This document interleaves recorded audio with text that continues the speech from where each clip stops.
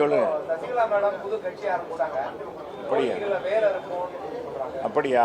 நான் பார்க்கல, பார்த்துட்டு சொல்கிறேன். அதாங்க நான் பார்க்கலங்க, நான் பார்த்துட்டு நான் சொல்கிறேன். வேற ஏங்க அதாங்க அது இதை பற்றி அது படிக்கவே அது பார்க்கவும் இல்லை, வீடியோ பார்க்கல, இதுவும் பண்ணலை. நான் கிராமத்தில் இருக்கேன். எங்கள் வீட்டுக்கிட்ட போடுற பாலம் இன்னும் முடியல, 3 வருஷமாச்சுங்க. அவனை போட்டு வண்டியை நிப்பாட்ட முடியாது, எங்கள் வீட்டுக்கு வர முடியல. ஒரு கிராமத்தில் இருக்கேன் நான். அங்கே செல்லே தனியாக எடுக்காது. எங்கள் தலைவர் பேசுவார், தம்பி MS பாண்டி பேசுவார், ஹலோ ஹலோ ஹலோன்னு வாங்க, கிடைக்காது. அந்த இடத்துல இருக்கேன், கிராமத்தில், மலை அடிவாரத்தில் இருக்கேன். என்ன கிராமத்தில் அது அந்த மலை அடிவாரத்தில் இருக்கிறதுனால தெரியல, கேட்கல. உண்மையை தான் சொல்கிறேன். காலையிலையும் பேப்பர் பார்க்கல. காலையில் இப்போ ஒரு நிகழ்ச்சிக்கு போயிட்டு பறவையில் நிகழ்ச்சி முடிச்சுட்டு அப்படியே வர்றேன். படிச்சிருந்தா கூட நான் சொல்லியிருப்பேன்.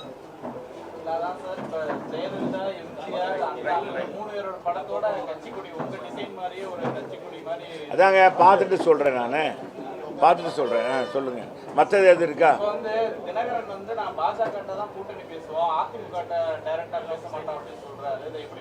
நீங்கள் அவர்கிட்ட தானே கேட்கணும், யார்கிட்ட கேட்டு என்ன செய்ய? அப்போ என்னன்னு கேட்ட நீங்கள் அவர்கிட்ட தான் கேட்கணும்.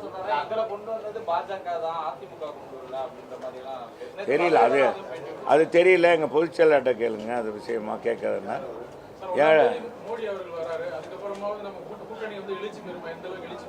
என்னங்க எழுச்சி தானே பெற்றிருக்கோம். ஏங்க எழுச்சி பெற்றதுனால பாருங்க, சுட்டரிக்கும் வெயிலில் கூட பெண்களும் ஆண்களும் இங்கே பாருங்க, நிர்வாகி பூரா வந்திருக்காங்க. மற்ற நேரம் கூட்டம் போட்டால் அவ்வளோவா வரமாட்டோம், கூவி அழைத்தாலும். இப்போ தகவல் கைபேசியில் சொன்ன உடனே இவ்வளோ பேர் வந்திருக்காங்களே, எழுச்சினாலேயா? எழுச்சி இல்லாமையா வந்திருக்காங்க? இப்போ விடிய ஆட்சியுடைய வீட்டு பிள்ளை சாட்சின்றத அந்த தமிழகத்தில் மதுரையில் ஏகப்பட்ட இடங்களில் போய் எல்லா இடங்களையும் போய் கேட்குறாங்க. அந்த மக்களுக்கே உணருது. இப்போ நாங்கள்லாம் போய் இந்த அண்ணன் கொடுத்த 10 தேர்தல் அறிக்கையும் நேற்று வரைக்கும் நான் அந்த 10 தேர்தல் அறிக்கையும் சொல்லும்போது எப்படிப்பா வரவேற்றாங்க சொல்லுங்க. ஏங்க முத்துகிருஷ்ணன் எப்படி வரவேற்றாங்க சொல்லுங்க. என்னம்மா வரவேற்றாங்களா? என்ன ராஜா பிரமாதமாக வரவேற்கிறாங்க. இப்போ 3வது தேர்தல் அறிக்கையும் வந்திருக்கு, பிரமாதமாக வரவேற்கிறாங்க.